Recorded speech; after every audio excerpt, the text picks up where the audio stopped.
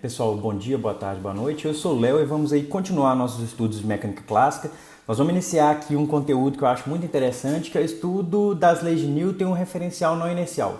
Isso acaba tendo muita aplicação porque, por exemplo, nós estamos na Terra, a Terra que é um esferoide oblato, né, e ela gira ao redor do próprio eixo, e existem alguns efeitos inerciais dessa rotação da Terra no movimento de alguns corpos. Então vai ser interessante a gente estudar isso aqui. Então eu já vou aqui partir para a nossa revisão, só para já adiantar. A gente começou falando de vetores e como trabalhar com esses vetores. A gente definiu muito rigorosamente como trabalhar com vetores. Depois a gente falou também sobre produto escalar, produto vetorial, como derivar vetores com relação ao tempo, com relação ao espaço. A gente fez esse tratamento bastante rigoroso e aqui encerrou a nossa unidade 1 dessa disciplina.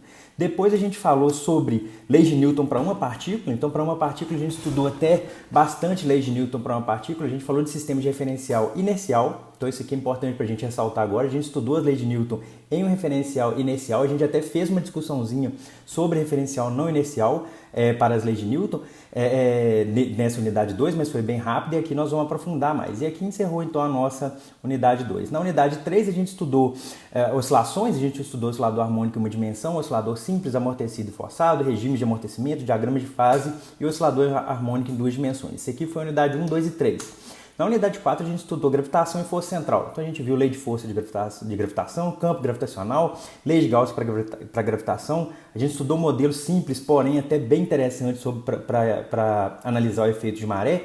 A gente fez uma interpretação interessante aqui da equação para energia mecânica, onde aqui a gente já vê surgindo aqui esse termo centrífugo. A gente chegou a estudar um pouco lá para a força central e a gente estudou um pouquinho esse camarada, qual que era o efeito dele para o potencial efetivo. A gente falou aqui da equação da trajetória e das leis de Kepler. Na unidade 5, a gente tratou de um problema que eu acho muito interessante, que é o princípio de minimação, o princípio de Hamilton. Qual que é a ideia desse princípio? É que a trajetória real que um corpo percorre num fenômeno natural é tal que essa ação ela é mínima. Quem é a ação é a integral desse camarada aqui, ó, da energia cinética menos a potencial no tempo. Esse camarada, energia cinética menos potencial, ele tem um nome, ele é chamado de Lagrangiana, e a gente estudou isso até bem na unidade 5, tá certo? E estudando esse problema aqui de extremo ou de minimização, vamos chamar de minimização aqui, mas era um problema de extremar esse funcional, a gente encontra aqui as equações de Euler-Lagrange. E com as equações de Euler-Lagrange a gente conseguiu estudar movimento de partículas. Isso é um negócio muito interessante, uma abordagem muito interessante. Por exemplo, a gente estudou também a Lagrangiana, a Hamiltoniana, as equações de movimento de Lagrange, é porque bateu o mouse aqui, as equações de movimento de Lagrange e as equações de movimento de Hamilton. A gente estudou isso aqui um pouquinho também na unidade 5. Beleza, isso aqui foi a revisão da unidade 1, 2, 3, 4 e 5. Agora nós estamos aí partindo para a unidade 6, para o finalzinho dessa disciplina, mas vamos voltar aqui com um negócio lá na Física 1, certo? Qual que era uma proposta lá da Física 1 ou até do que a gente já estudou lá na unidade 2? A gente queria estudar o movimento dessa partícula P aqui, ó, com relação a referenciais inerciais, tá certo? Então a gente queria estudar o movimento dessa partícula P com relação a esses dois referenciais, o referencial S' e o referencial S. Sabendo que esses dois referenciais são referenciais inerciais, ou seja, que esse referencial S aqui possui velocidade constante e esse referencial S' também possui velocidade constante. Esses eram os nossos dois referenciais para estudar o movimento dessa partícula P, tá certo? A gente queria estudar o movimento dessa partícula P com relação a referenciais inerciais, tá certo? Ou seja, a gente podia assumir que esse referencial S estava parado e esse referencial S' ele tinha velocidade constante com relação ao referencial S. Como que a gente estudava isso, né? Só rapidinho aqui, a gente pegava aqui os vetores posição, então aqui o vetor posição da partícula com relação a S, o vetor posição da partícula com relação a S' e o vetor posição da origem de S' com relação a S. Aqui eu coloquei R minúsculo, mas seria esse camarada aqui, igual a esse camarada aqui, tá certo? Então isso aqui era o que a gente estudava. Como que a gente prosseguia isso aqui? A gente derivava essa equação aqui do vetor posição no tempo e aí a gente encontrava esse sujeito aqui, que é a composição de velocidades. Então a velocidade de P com relação a S, ela é igual à velocidade de P com relação a S', mais a velocidade de S' com relação a S, certo?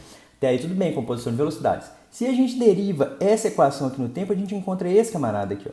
E aí esse camarada que me diz o quê? Me diz que a aceleração da partícula com relação a S é igual à aceleração da partícula com relação a S'.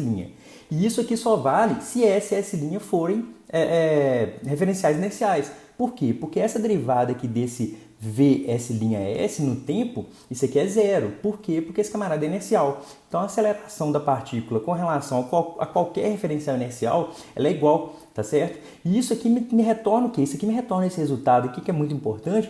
Me retorna que se eu escrever a segunda lei de Newton como F é igual a massa vezes a aceleração da partícula, esse F é igual a massa vezes a aceleração da partícula é igual para qualquer referencial inercial. Ou seja, a segunda lei de Newton ela é invariante sobre nesses referenciais inerciais. Para qualquer referencial inercial, a gente obter o mesmo formato da segunda lei de Newton, certo? E isso aqui me retorna um outro negócio interessante, né? Isso aqui me retorna que como a massa, isso aqui supondo também que a massa é a mesma, né? Então a gente está supondo essa hipótese aqui. Seja, então se a massa vezes a aceleração de P com relação a S é igual a massa vezes a aceleração de P com relação a S', isso aqui me implica que a força que atua na partícula, vista num referencial S, é igual à força que atua na partícula vista de um referencial S', tá certo? Então para qualquer referencial inercial, a gente tem esse resultado.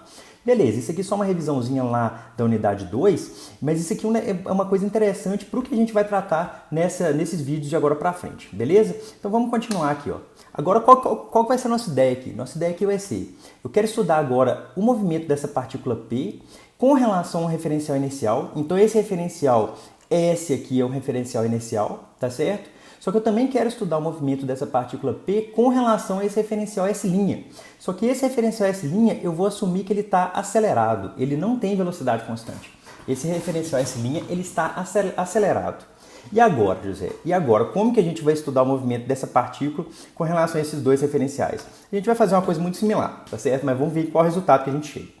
O vetor posição é a mesma coisa, né? Então a gente tem aqui a posição de P com relação a S é igual à posição de P com relação a S', mais a posição da origem de S' com relação a S. Aqui de novo eu troquei aqui a letra, mas não tem importância não, tá certo? Isso aqui é só uma relação dos vetores aqui. Se a gente deriva esse camarada aqui, a gente encontra esse sujeito. E nesse momento aqui agora, eu só estou assumindo, isso aqui é um detalhe que é importante, eu estou assumindo que esse S' ele possui só uma aceleração de translação, ele não está rodando, só para esse momento, só para a gente entender o que está acontecendo. Então esse S' aqui ele está só transladando aceleradamente com relação a S, ele está no movimento acelerado, só translacional, ele não está rodando. Isso aqui só para a gente tentar entender nesse primeiro vídeo aqui. Então voltando aqui, ó, o vetor posição é dado para esse camarada, os vetores de velocidades, a composição de velocidade é igual, tá certo? É a mesma coisa, não tem problema nenhum. Porém agora, se eu derivo essa equação aqui para o vetor velocidade, se eu derivo essa composição de velocidades com relação ao tempo, o que eu encontro? Eu encontro aqui a aceleração de P com relação a S, a aceleração de P com relação a S', mas só que eu encontro também a aceleração de S' com relação a S. Por quê? Porque esse referencial S', ele não está mais, ele não é mais inercial, ele possui aceleração, ele não está mais com velocidade constante, tá certo? E aí a gente se pergunta o seguinte, mas será que eu posso analisar a segunda lei de Newton no sistema S'? Vamos ver o que acontece. Então olha só, no sistema S eu tenho o quê? Eu tenho que força no sistema S, ou seja, no sistema inercial. Eu tenho que a força, está escrito aqui embaixo, de rosa aqui, eu tenho que a força é igual a massa vezes a aceleração de P com relação a S, certo? Só que se eu quiser analisar a segunda lei de Newton nesse sistema, eu vou ter que falar que essa força é igual nos dois sistemas, mas vamos ver o que está acontecendo. Então eu vou falar aqui, ó, só que a força, que é igual a massa vezes a aceleração de P com relação a S, basta multiplicar por m essa equação aqui toda, né? Então isso aqui vai ser igual ao quê? Vai ser igual a m vezes a aceleração de P com relação a S', mais esse terminho aqui, ó, esse terminho aqui é a massa, vezes a aceleração de S' com relação a S, tá certo?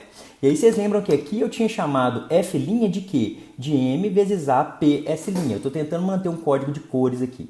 Então F' é a massa vezes a aceleração de P com relação a S', tá certo? O que significa isso? É a força que P é a força que está exercendo em P no sistema S', tá certo? Isso aqui é o F' ali. Então vamos seguir aqui, ó. A força no sistema S, né, no sistema inercial, a força é igual a massa vezes a aceleração de P com relação a S. Isso aqui é igual a massa vezes a aceleração de P com relação a S', mais a massa vezes a aceleração de S' com relação a S, ou seja, a aceleração do sistema de referencial, certo?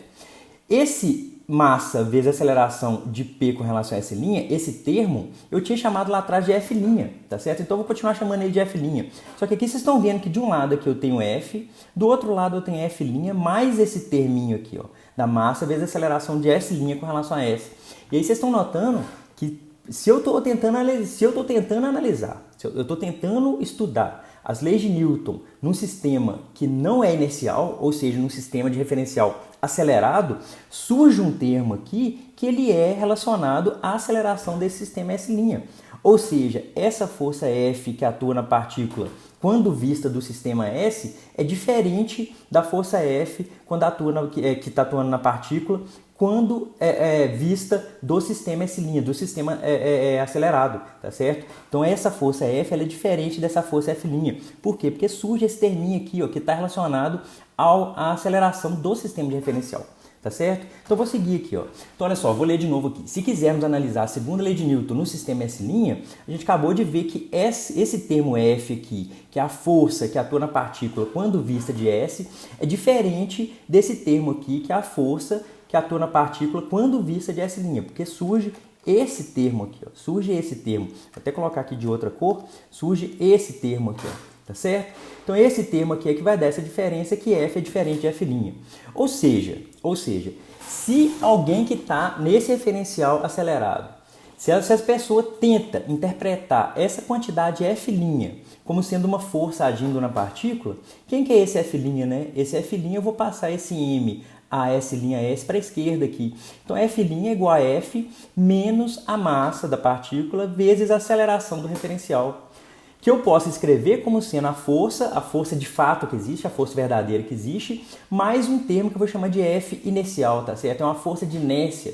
Tem livros que chamam de força de inércia, tem livros que chamam de força fictícia, e eu vou continuar chamando desse termo aqui, a não ser que que dê alguma confusão, ou de força fictícia que eu vou chamar. Eu vou chamar esse termo aqui de menos M a S', eu vou chamar desse F inercial. Então, neste caso, isso aqui é importante a gente salientar, neste caso, essa força inercial que está atuando na partícula P, quando vista do referencial S' é igual a menos a massa vezes a aceleração do referencial. Ou seja, quando a gente tenta, esse detalhe é muito sutil, quando a gente tenta interpretar essa força F' de acordo com as leis de Newton, além da força que de fato surge na partícula, surge um termo devido à inércia da partícula, devido ao fato do referencial que a gente está tentando analisar estar acelerado, tá certo? Então esse termo F inercial ele é chamado de força de inércia ou força fictícia. Eu costumo chamar mais esse termo força fictícia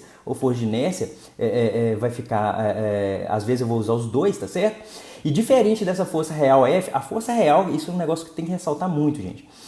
A força real que está atuando na partícula é essa força F aqui. Força real no seguinte sentido: a força que é devida a interações físicas, tá certo? A força que ela respeita a terceira lei de Newton. A força que é devida a interações físicas é essa força F aqui, ó. Essa força F é a força devida a interações físicas. Então, diferente da força real F, que de fato vem de uma interação física, a força de inércia ela é simplesmente, aqui entre aspas, porque a gente vai ver um tanto de efeito dela, ela é simplesmente um efeito que surge do referencial S' estar acelerado, tá certo? Essa é que é a ideia. Se você está num referencial inercial, você vai medir as forças que de fato ocorrem na partícula, só que se você está num referencial acelerado e tenta vislumbrar, tenta analisar as leis de Newton nesse referencial acelerado, você vai ver aparecendo algumas forças que na verdade elas não são devidas a nenhuma interação física. E a gente vai ver um exemplo aqui agora. Vamos supor que a gente esteja num trem, tá certo? A gente tem um trem aqui e nesse momento aqui ele está com velocidade nula ou velocidade constante, tá certo? Aqui tem um campo gravitacional aqui homogêneo, vamos chamar assim, perto aqui da superfície da Terra. Vamos fazer que a gente está fazendo esse tipo de experimento. Então tá, se a gente tem aqui um pêndulo, aqui tem uma bolinha amarrada aqui nessa corda. Se o trem está parado ou com velocidade constante, essa bolinha aqui vai fazer essa corda vai ficar na vertical aqui, tá certo? Então ela vai ficar nessa vertical aqui e a bolinha está parada lá. Soma de forças nessa bolinha é zero, tá certo? Até aí tudo bem. Só que da experiência nossa, a gente vê que se esse trem começa a acelerar para frente com aceleração constante, que é o exemplo que a gente vai ver nesse vídeo, se esse trem começa a acelerar para frente aqui, a gente vai ver que a bolinha, por inércia, ela vai para trás. Só que por inércia, porque ela está parada lá por inércia, ela vai ficar para trás. Só que ela está presa nessa corda, então vai fazer uma tensão aqui nessa corda e além disso tem um peso aqui atuando nessa bolinha. Vamos tentar analisar esse problema dos dois jeitos, tanto de um sistema de referencial S fora do trem, tá certo? De um sistema de referencial inercial, quanto para quem está dentro do trem. Vamos tentar analisar aqui. Então vamos pensar aqui, ó.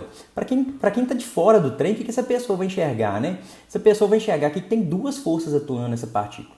Tem aqui a força peso, que está aqui. Então existe aqui a força peso atuando nessa bolinha e a tensão atuando nessa bolinha. E além disso, essa corda ela faz um ângulo aqui com a vertical, esse ângulo θ aqui com a vertical. Tá certo? Então vamos tentar analisar esse camarada. Então a gente tem aqui, ó, a gente sabe aqui que o referencial está acelerado, né? Mas para uma pessoa que está fora desse referencial, o que ela vai medir, né? Ela vai medir aqui que essa bolinha aqui tem o peso dela associado aqui vertical para baixo e tem essa tensão aqui, tá certo? E aí a pessoa pode virar e falar assim, eu posso colocar aqui um eixo aqui nesse camarada aqui, vertical aqui horizontal, e vamos tentar estudar a segunda lei de Newton quando vista de um sistema de referencial inercial fora do trem. Tá certo? Então vamos tentar analisar esse camarada aqui. Ó. O que a gente tem?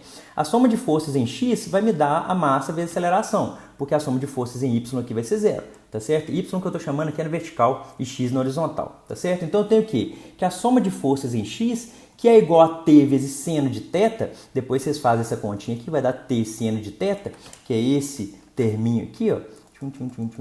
É esse terminho aqui, certo? Esse aqui seria o t x, o tx aqui seria t seno de θ, isso aqui vai ser igual a massa vezes aceleração.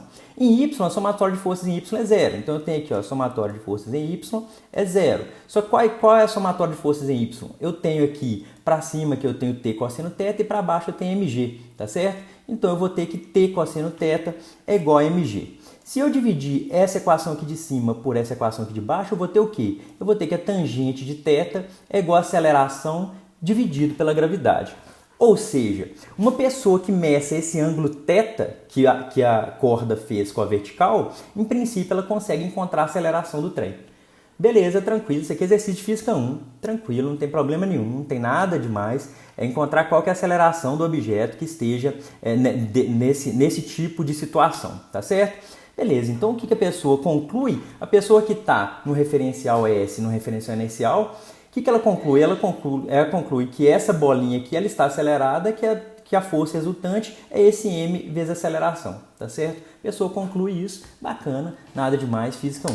Só que, e se tiver uma pessoa dentro do trem? A pessoa está dentro do trem, está olhando essa bolinha lá parada, tá certo? A bolinha está lá fazendo um ângulo, no processo é para cá, né? Então essa bolinha está lá parada.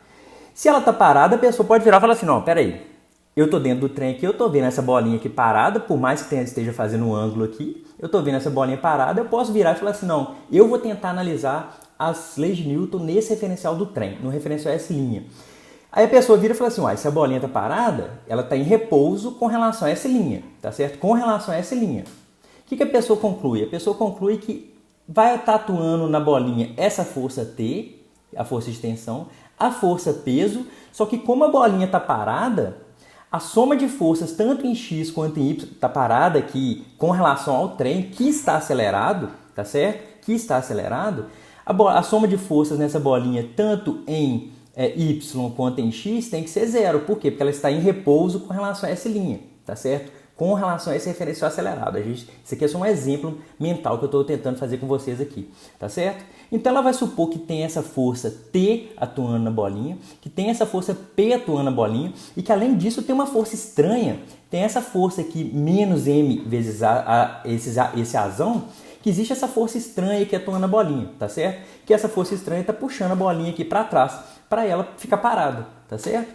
Então olha só, um trem em repouso ou em movimento retilíneo uniforme sujeito, uma pessoa que está dentro do trem, ela pode concluir isso, ela pode virar e falar assim, um trem em repouso, tá entre aspas aqui para vocês prestarem atenção nisso, um trem em repouso ou em movimento retilíneo uniforme sujeito às forças T, P e menos MA, esse trem em repouso e essa bolinha sujeita a essas três forças ia estar respeitando as leis de Newton para uma bolinha parada nesse trem, entre aspas, em repouso. Na verdade, ele está acelerado, tá certo? Só que a pessoa lá de dentro pode virar e falar assim, ah não, peraí, essa bolinha está parada aqui, eu vou tentar analisar as leis de Newton de acordo com esse laboratório que eu estou aqui, que seria dentro do trem, tá certo?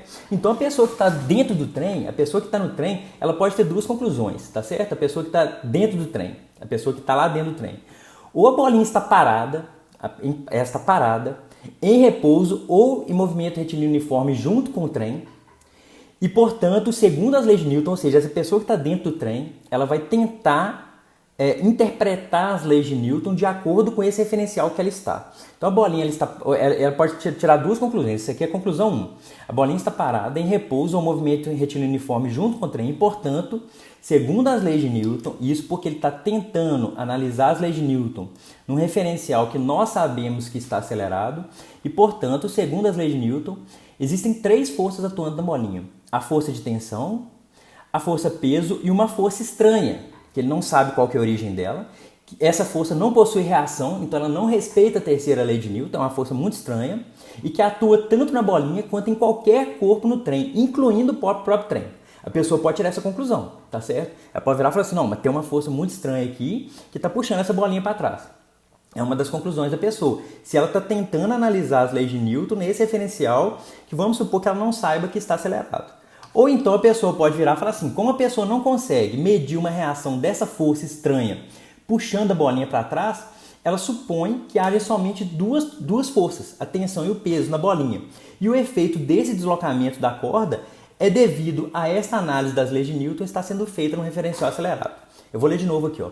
Então, como a pessoa não consegue medir uma reação desta força estranha puxando a bolinha para trás, então, a pessoa é muito esperta e a pessoa fala assim, ah não, vou fazer vários experimentos aqui. E ela tenta medir essa interação que está puxando a bolinha para trás. Ela não vai conseguir medir essa interação que está puxando a bolinha para trás. Por quê? Porque essa interação não existe. Essa interação é devido ao referencial estar acelerado. Então, como a pessoa não consegue medir uma reação desta força estranha puxando a bolinha para trás, essa pessoa pode supor que haja somente 2 forças na bolinha, a tensão e o peso. E o efeito do deslocamento θ na corda é devido a esta análise que ele está fazendo das leis de Newton, está sendo feita no referencial acelerado. E aí ela vai concluir o quê? Que ela está de fato no referencial que está acelerado para frente. E aí por isso, por um efeito de inércia, a bolinha vai ao contrário, tá certo? Não é uma força que existe, não existe essa força que está puxando a bolinha para trás. Então quais as diferenças entre forças de inércia e forças verdadeiras? Essas forças de inércia elas não resultam de uma interação física, elas são devidas à aceleração do referencial que a pessoa está tentando analisar. Então elas não resultam de uma interação física. Por elas não resultarem de uma interação física, elas não obedecem à terceira lei de Newton, ou seja, não existe uma reação a essa força, entre aspas aqui. Forças de inércia, elas sempre podem ser explicadas pela aceleração do referencial em questão. Se vocês voltarem aqui, essa pessoa tinha 2 conclusões. Ela tinha uma conclusão que era, existe essa força estranha puxando a bolinha para trás, ou o referencial está acelerado. Então, forças de inércia, elas sempre podem ser explicadas pela aceleração do referencial em questão. E aqui só um detalhe de relatividade geral, referenciais acelerados, eles podem sempre ser vistos como campo gravitacional homogêneo para evitar aqui efeitos de maré. Então, quando a gente vai estudar relatividade geral, esses referenciais não inerciais, esses referenciais acelerados, eles podem ser vistos como um efeito gravitacional. Mas isso lá em relatividade geral, isso aqui é só um detalhe extra que não entra nessa disciplina. Nessa disciplina e nesses vídeos agora a gente vai estudar referenciais não inerciais e esse efeito de inércia que está na bolinha. Então, nesse vídeo aqui eu quis apresentar para vocês qual que é a ideia que a gente vai trabalhar. Vocês estão vendo qual que é o propósito aqui. O propósito aqui é... A gente até então estava estudando as leis de Newton com relação a referenciais inerciais.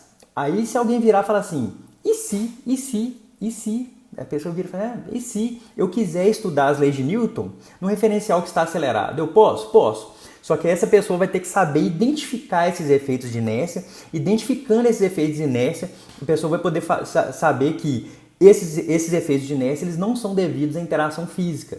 Nenhuma interação física gera esses efeitos de inércia. O que gera esses efeitos de inércia é a própria aceleração do referencial que a pessoa está tentando analisar, tá certo? Essa que é a ideia que eu tentei passar nesse vídeo, espero que tenha dado para entender. Nos próximos vídeos já pega aí a canetinha, o lápis, o papel, que nós vamos ter que fazer umas continhas. Mas é isso, fiquem bem, um grande abraço, falou, tchau!